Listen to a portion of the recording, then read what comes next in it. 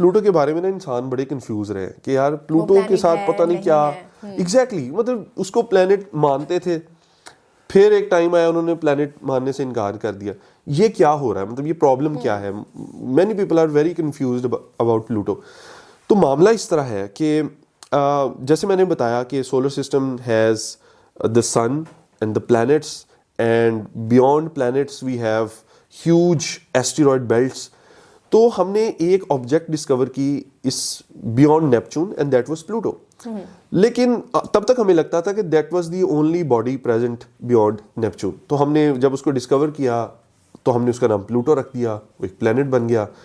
लेकिन 2006 तक we discovered more than 100 bodies beyond Neptune and most of them could fit inside the definition of a planet. ठीक है, तो या तो हम अब सारी बॉडीज को प्लेनेट कहेंगे या फिर किसी को भी प्लेनेट नहीं कहेंगे। सो 2006 में अमेरिकन एस्ट्रोनॉमिकल एसोसिएशन ने ये डिसाइड किया कि हमें कोई डेफिनेशन बनानी चाहिए जिसकी वजह से हम किसी चीज़ को, किसी बॉडी को प्लेनेट कंसीडर करें या ना करें। So they came up with a new definition and that goes something like this कि for a body to be considered as a planet it has to fulfill 3 criteria.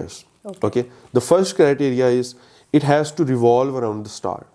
So कोई भी body है अगर वो किसी स्टार के गिर्द revolve नहीं कर रही तो हम उसे प्लेनेट कंसीडर नहीं कर सकते। ठीक है, और अगर वो रिवॉल्व कर रही है तो हम कहेंगे okay this fulfils the first criteria. तो प्लूटो रिवॉल्व कर रहा है सन के गिर्द, तो प्लूटो पहला क्राइटेरिया मीट करता है।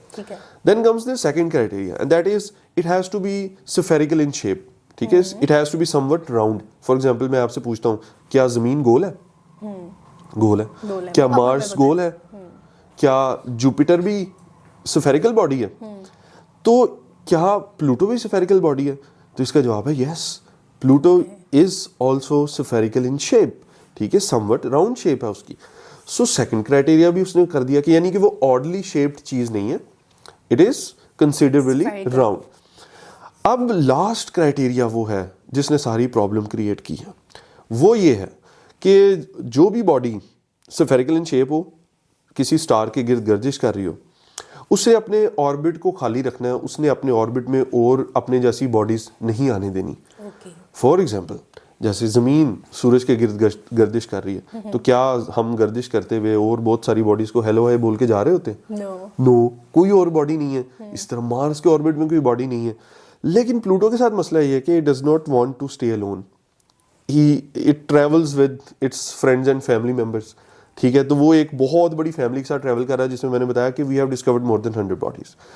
तो जब इतनी सारी बॉडीज ट्रैवल कर रही हैं उसके साथ, तो उन्होंने ये डेफिनेशन रखी कि भाई body has to be alone in its orbit.